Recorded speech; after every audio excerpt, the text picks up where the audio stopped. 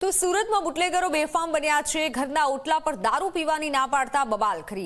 બુટલેગરોએ ઘરના કાચ તોડ્યા, સ્થાનિકોમાં ભયનો માહોલ ઉભો કર્યો। વિજયસિંહ નામના યુવાનને ઈજા પણ થઈ। 20 થી 25 લોકોએ ઘર પર પથ્થરમારો કર્યો।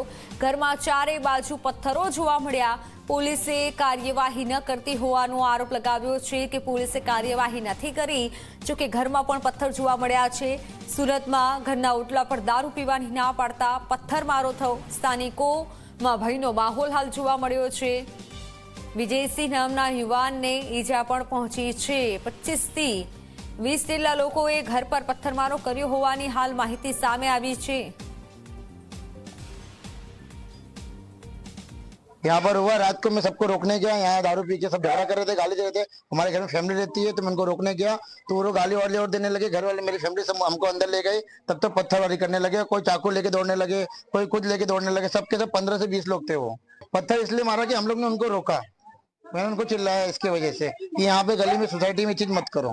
दारू पीते दारू बेचते हैं, उसके वजह से गली में ये चीज होता है, गाली देते हैं। यहाँ पर सब पूरी फैमिली रहती है इसके लिए। અહીંયા આગળ અમારી આંગણવાડી ઘણા વર્ષોથી ચાલે છે, 12-13 વર્ષ થઈ ગયા છે। પણ હવે આગળ વિસ્તારના લોકો અમને કહે છે કે અહીંયા દારૂના અડ્ડા ચાલે છે, પણ અમને અમારી સામે તો કઈ ચાલતા નથી।